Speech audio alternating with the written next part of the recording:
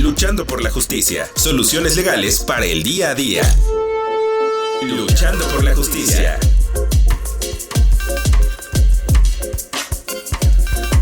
Hola, ¿qué tal amigas y amigos de Luchando por la Justicia? Esperando que se encuentren muy bien y que tengan un viernes espectacular. Yo soy Jessica Torres y nos escuchamos a través de Ciudadana 660, todas las voces del Instituto Mexicano de la Radio. Y bueno, como sabemos, este mes vamos a estar conmemorando a las mujeres y justamente es que vamos a estar analizando temas en la materia o con la participación de mujeres que realmente han sido un parteaguas para la lucha y el garantizar los derechos de las mujeres en todo el país. Y el día de hoy pues vamos a analizar qué es juzgar con perspectiva de género. Al respecto tenemos como invitada a la magistrada Zulema Mosri.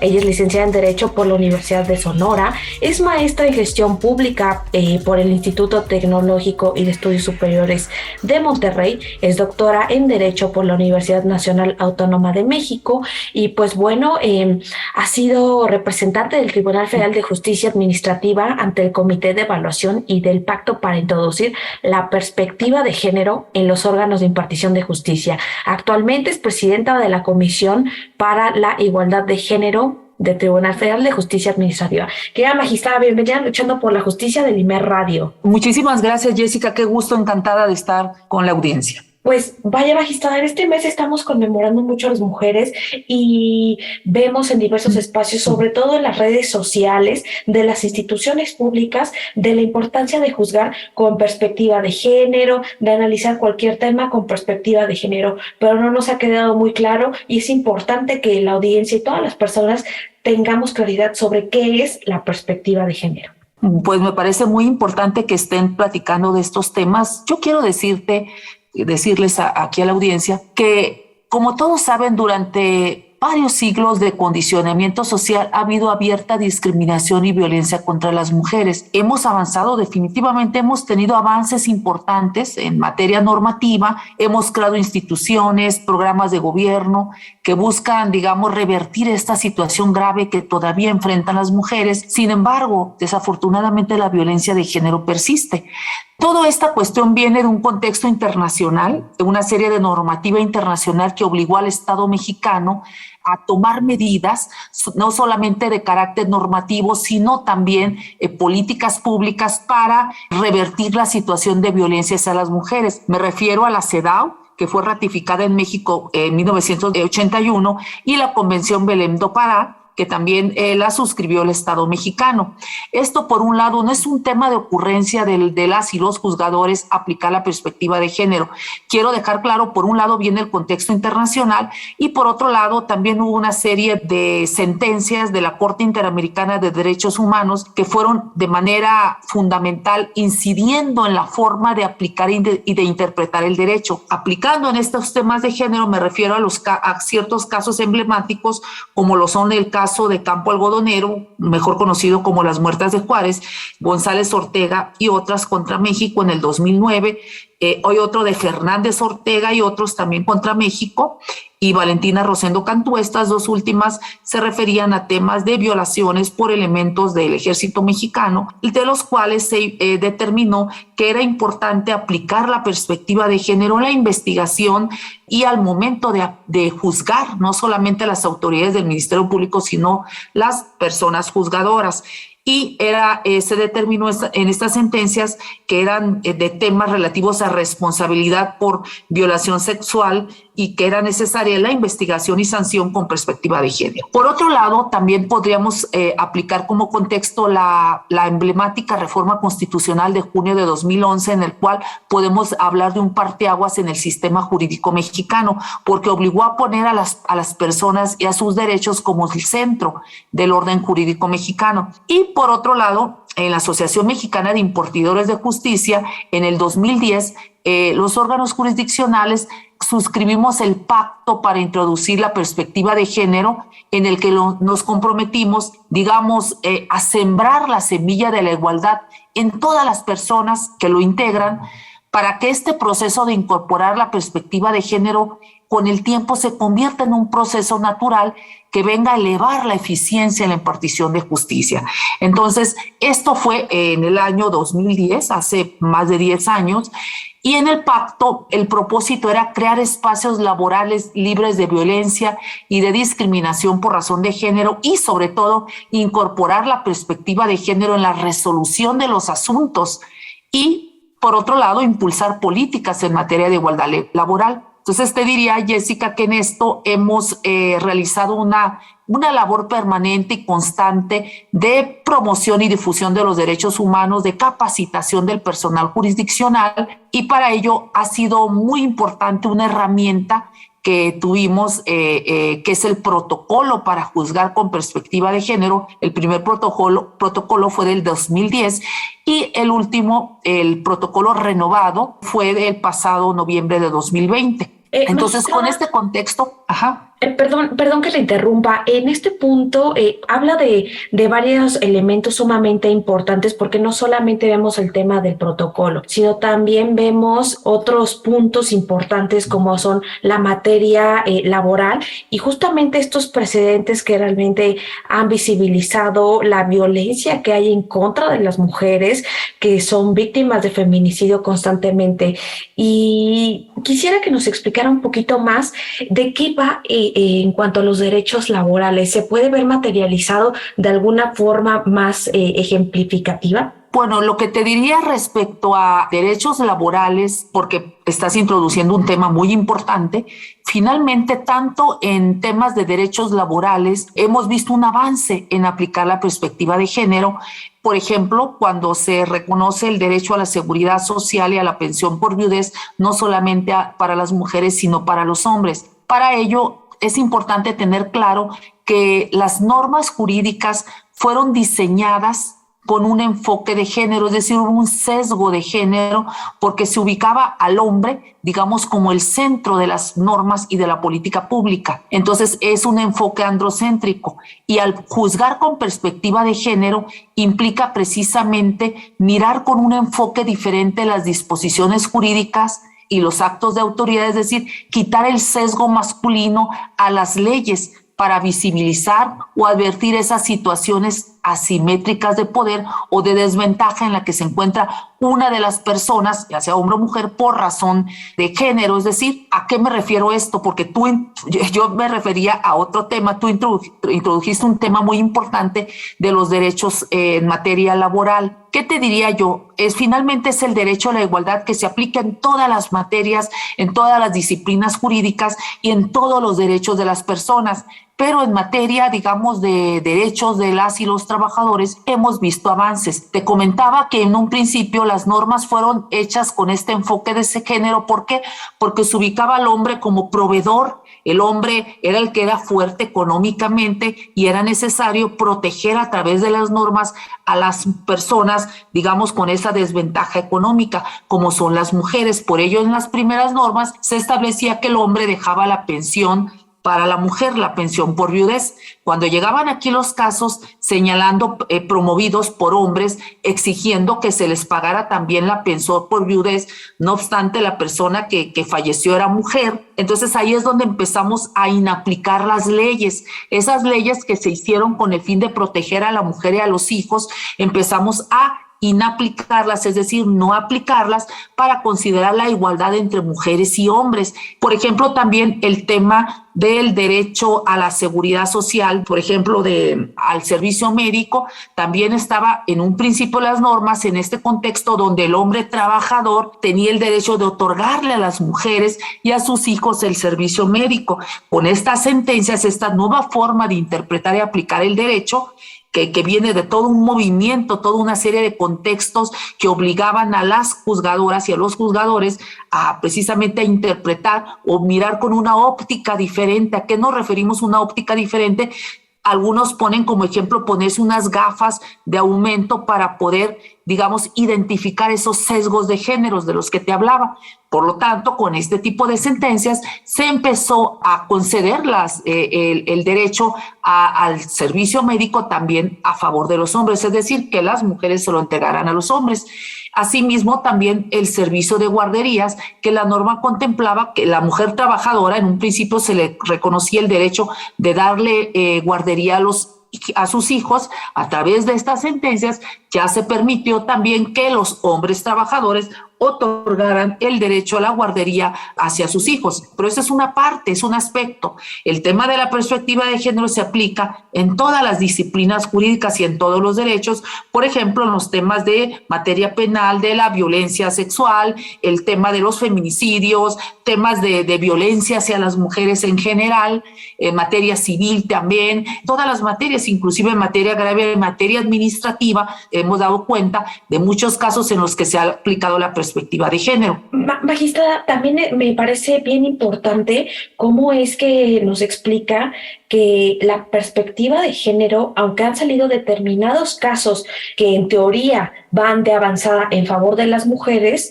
nos damos cuenta que esta perspectiva de género también ha beneficiado a los hombres a través de estos casos que nos plantea y que gocen de unos días igual que las mujeres para poder ejercer esas licencias, sí, responsables, exactamente, estas licencias. Las licencias de paternidad o parentalidad, exactamente, es otro ejemplo, porque tú me platicaste de esto, pero finalmente lo que es importante dejarle claro al auditorio es que los juzgadores estamos obligados a mirar con un enfoque distinto a como lo hacíamos antes las disposiciones jurídicas. Por eso te hablaba de que las normas fueron redactadas, hechas a partir de ciertos estereotipos, el hombre proveedor, la mujer cuidadora, y también tenemos que analizar los actos de autoridad y de los particulares inclusive que estén, digamos, hechos con ese sesgo de género, el sesgo masculino, para quitarles esos sesgos y poner a las personas en un plano de igualdad. Siempre he sostenido, Jessica, que ya dejamos atrás la época en la que veíamos a los derechos humanos como aspiraciones jurídicas. ¿Por qué ya lo dejamos atrás? Porque ya no necesitamos luchar por ningún derecho.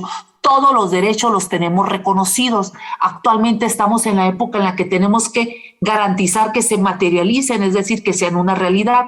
Y un ejemplo de esto, para que sea más claro, es que hace algunos años, 3 años aproximadamente, la Corte emitió una sentencia. El único derecho que tenían pendientes es el de las trabajadoras del hogar a la seguridad social, es decir, que las mujeres trabajadoras domésticas no tenían acceso a la seguridad social.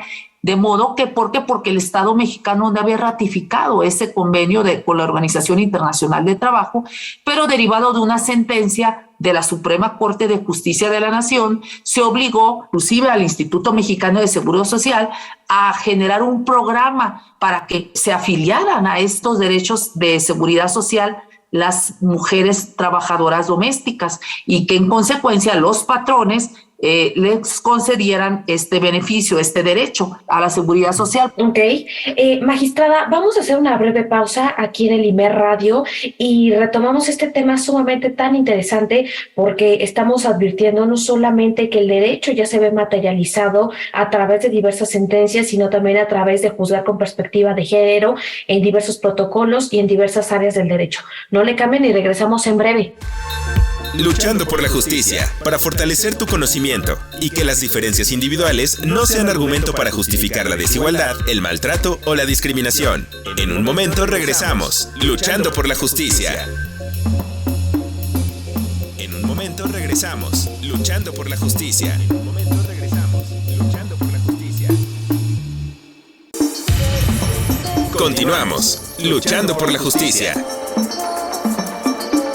Amigas y amigos de Luchando por la Justicia, ya regresamos de una breve pausa aquí en el Instituto Mexicano de la Radio, Todas las Voces. Y como platicábamos en la primera parte de este programa, tenemos como invitada a la magistrada Zulema Mosri, quien nos estaba platicando sobre la perspectiva de género, cómo es que existen protocolos para juzgar con perspectiva de género que se extienden a todas las materias del derecho. Y pues bueno, querida magistrada, ya estamos de vuelta y quisiera que nos explicara un poquito más de qué va estas normas que muchas veces se plantean en diversos escenarios como neutras, pero realmente tienen una percepción distinta de origen. Platíquenos al respecto. Quiero comentar que efectivamente cuando aplicamos la perspectiva de género tenemos que analizar las leyes que son aplicables al caso concreto. Te decía que las normas jurídicas tienen un sesgo masculino porque fueron diseñadas a partir de los roles de género, es decir, de la división sexual del trabajo que considera al hombre proveedor y a la mujer cuidadora del hogar. Y se olvidaron en estas normas porque eran los estereotipos que tenían las personas, generalmente hombres, que escribieron estas normas, los legisladores, y se olvidó la contribución que las mujeres han hecho a la economía mediante el trabajo doméstico o trabajos de cuidado no remunerados. Te digo, el tema de juzgar con perspectiva de género es una obligación para las y los juzgadores. El protocolo es una herramienta, es un documento que te dice, digamos, hay una metodología que te va orientando de qué es lo que te sugiere, qué deberías de considerar al momento de resolver el caso jurídico concreto con la perspectiva de género. Y para ello es importante, digamos, visibilizar una serie de cuestiones, el contexto donde vive la persona, de quién se trata, si es una mujer, si es indígena, si es adulto mayor. Tienes que ver exactamente la situación social, la situación, digamos, el contexto de desigualdad estructural, de quién se trata, en qué estamos hablando aquí, ¿no? Si efectivamente hay una situación de vulnerabilidad de cierta persona con relación a otra, por ejemplo, un agresor, por razones de fuerza física o alguna situación de desventaja, por cualquier razón, tenemos que ver eso y en su caso establecer medidas de protección a la integridad y en su caso a la reparación de las personas. Tenemos que ver ponernos esos lentes de aumento para ver si la norma o la situación jurídica que se dio generó un trato diferenciado y legítimo hacia una persona por razón de ser mujer u hombre, ¿verdad? Y nosotros a través de la sentencia vamos a quitar ese sesgo con el cual fueron hechas e interpretadas las normas, porque una cosa es la ley como fue redactada y otra cosa es la interpretación que las autoridades han dado de la ley. Entonces, por eso en el primer bloque hablamos de algunos ejemplos que muy oportunamente, atinadamente quisiste de que habláramos en materia de derechos laborales, que ha sido uno, digamos, de los aspectos en los que se han visto avances muy significativos, sobre todo sí beneficiando a los hombres. ¿Por qué? Porque las normas tenían ese sesgo de género.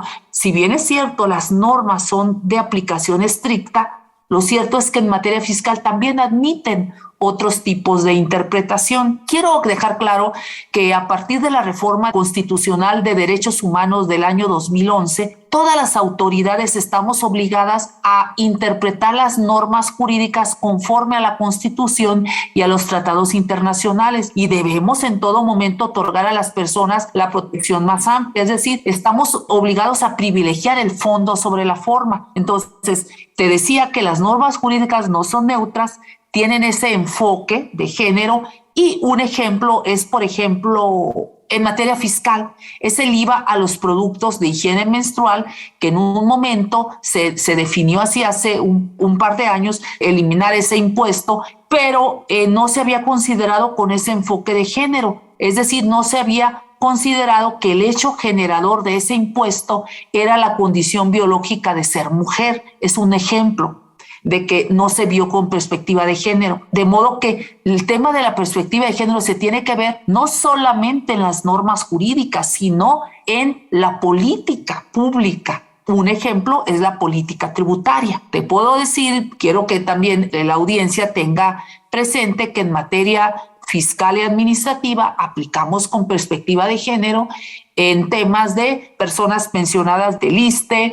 También en materia fiscal hemos aplicado en temas, por ejemplo, donde se dan garantías al SAT para el pago de una obligación fiscal, dándose la casa como garantía. Resulta que en esa casa vivía una mujer con sus hijos. En una sentencia en la que aplicamos la perspectiva de género, se aplicó una recomendación que la CEDAW hizo a México sobre derechos patrimoniales derivados del concubinato, y también se consideró el interés superior de los menores en la pareja.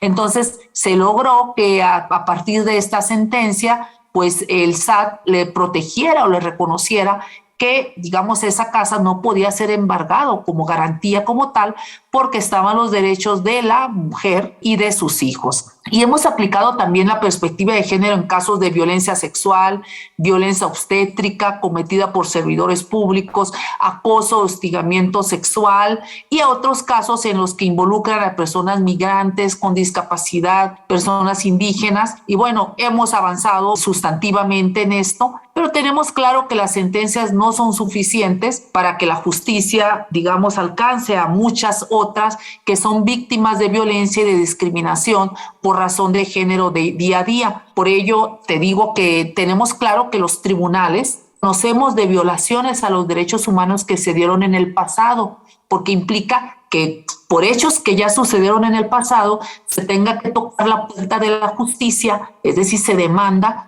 ya sea al Estado o a los agresores, para que a partir de ahí inicie este procedimiento de aplicar. Sino también es importante, por ello, que todas las autoridades de todos los órdenes de gobierno incorporen la perspectiva de género en el ejercicio de sus funciones. Es decir, no tienen por qué esperar a que un ciudadano tenga que demandar. Entonces, es importante que todas las autoridades en el ámbito de su competencia, todas las autoridades del Estado mexicano, pues apliquen la perspectiva de género y no tengan que llegar al grado de demandar para que se empiece a aplicar esto. Qué tema tan más interesante, y sobre todo porque nos ha puesto varios ejemplos, no solamente en materia laboral, sino también en materia civil y en diversas áreas, incluso hasta en materia penal, cómo es que esta perspectiva de género ha evolucionado, ha garantizado los derechos de las mujeres en el país. Y lamentablemente, magistrada, se nos está acabando el tiempo aquí en el Instituto Mexicano de la Radio,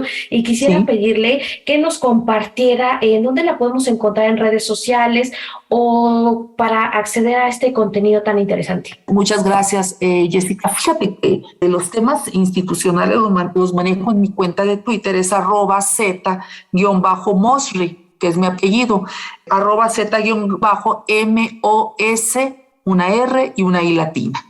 Y también tenemos el portal institucional de la Comisión para la Igualdad de Género del Tribunal Federal de Justicia Administrativa, en la que se pueden encontrar las distintas sentencias que se han emitido aplicando, por un lado, la perspectiva de género, así como la perspectiva de derechos humanos en la resolución de los asuntos que son de la competencia de este tribunal. Bien, pues ya tenemos toda la información, y también recalcar algo que dijo muy importante, magistrada, que es obligación, no es optativo, es un deber de todas las autoridades del Estado mexicano, y en el entendido de que todas las autoridades del Estado mexicano no solamente son las autoridades jurisdiccionales, sino todas las administrativas, todas las dependencias públicas, el que tienen que analizar, resolver y juzgar con perspectiva de género. Yo soy Jessica Torres y le agradezco nuevamente a la magistrada Zulema Mosri que nos haya platicado sobre este tema tan importante en un mes tan conmemorativo para las mujeres de todo el país. Que tengan un extraordinario fin de semana. Adiós. Cápsula de la semana. Cápsula de la semana. Cada 24 de marzo se conmemora el Día Mundial contra la Tuberculosis, a fin de generar conciencia sobre la enfermedad, la cual aún puede ser mortal, ya que puede afectar cualquier órgano del cuerpo humano. Sin embargo, en un 85% de los casos afecta a los pulmones.